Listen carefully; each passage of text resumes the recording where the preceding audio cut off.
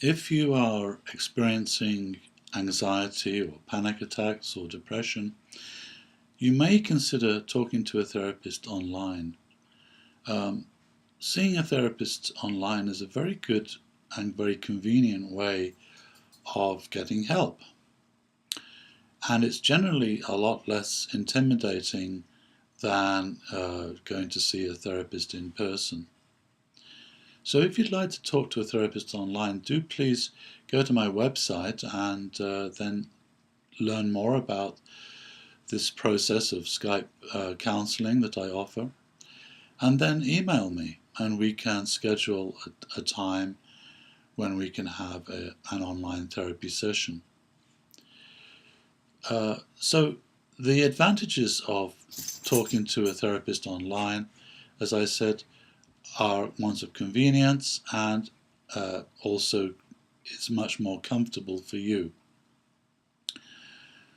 But it also helps you develop a better understanding of how to work with the mind. So during the online therapy sessions, I teach you very effective mindfulness-based methods for working with anxiety and depression. Most of my clients suffer from either anxiety or depression, and they benefit tremendously when they start practicing the mindfulness techniques that I teach. The central, most important thing is to learn how to develop a conscious and friendly relationship with your emotions. The biggest mistake that I see over and over again is that people develop an aversion to their anxiety or depression. They run away from their emotions, or they fight them, or they react to their anxiety with anger or hostility or resistance or self-criticism, etc. The process of reactivity feeds the anxiety or depression.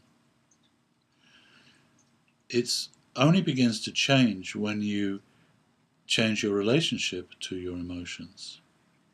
So that's why it's so important to develop a conscious and friendly relationship with your emotions. Then you create the right conditions in which they can change. And this is the whole basis of mindfulness therapy. We learn to actually meditate on our anxiety and on our depression and any other emotions or thoughts that create suffering in the mind. We learn to develop balance in relationship to our emotions and our thoughts. We learn how to break free from this process of habitual reactivity that feeds the anxiety or depression. When you do that, then you stop feeding the fire of the anxiety or depression or any other emotion.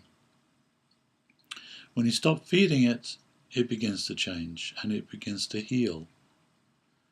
And so the second part of mindfulness therapy is learning how to help it heal, how to help your anxiety or depression heal itself. And I will teach you exactly how to do this during these online therapy sessions. So, if you'd like to talk to a therapist online and you'd like to learn more about online psychotherapy in general, then please go to my website, and when you are ready to start, you can email me and we can schedule a Skype therapy session. Thank you.